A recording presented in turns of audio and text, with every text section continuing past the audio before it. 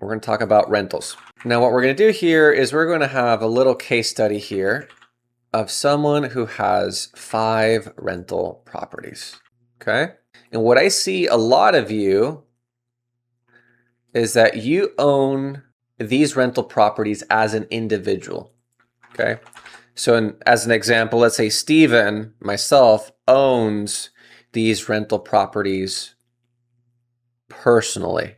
Okay. Is there anything wrong with that? What could happen here? Talk a little bit about asset protection. What can happen here? Franco says, what happens if there's a lawsuit? Well, if there's a lawsuit here, they're going to potentially sue the owner of the rental property. Who's the owner? Who's the owner, Franco? Is it me? Is it someone else? Steven is the owner. So that means that potentially my other assets are exposed. So what do we do to fix the situation? What can we do? Create an LLC. Okay, let's do that. We're going to have a little blue check, or a little blue thing here per rental. Okay. We're going to have 1 LLC per rental. Okay. We're going to try to organize this, make this look a little bit prettier. There we go. There we go. It's looking a little bit better now. Each LLC owns the rental property like this. We're segregating liability. Let me ask you guys a question. Okay, it's a little bit of a trick question. Does this give me any tax benefits? Do I get any tax benefits from this? What do you guys think? People are saying no. That is the right answer. An LLC owning your rental property does nothing for tax purposes. It's actually, it's called a disregarded entity for tax purposes. Okay. Now, let's get a little bit more technical here. Who owns these LLCs? Who should own them? Just appreciation. Yep. Steven should own them. So it should be like this. Should it be like this? We could get a little bit more fancy. Now, what some people would do, and I'm not opposed to holding companies. I think holding companies have a specific use, and that's between you and your attorney on what you want to do. Okay?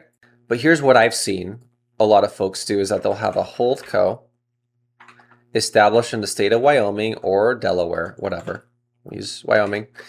And then this is structured as a COPE, a charging order protection entity. Okay? And then the Holdco will then own the interest in all the other LLCs. And this is getting a little bit more complicated. Not everybody needs this. Okay? Some folks have more complexity. And then they'll do this. Okay? All right? Now, who owns the holding company? Does Steven own the holding company like this? No. What we're going to do is I'm going to have my Rev Trust over here. We're going to change the color of the Rev Trust to green. My Rev Trust is going to own the holding company 100%, like this. There you go. Some good little asset protection. So a holding co. And then we have a Rev Trust for probate.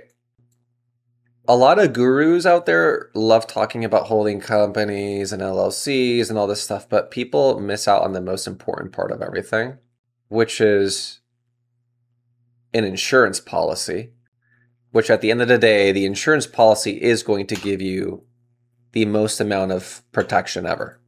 Okay? So you're going to have a good umbrella policy covering all of the rental properties like this. Okay? There you go.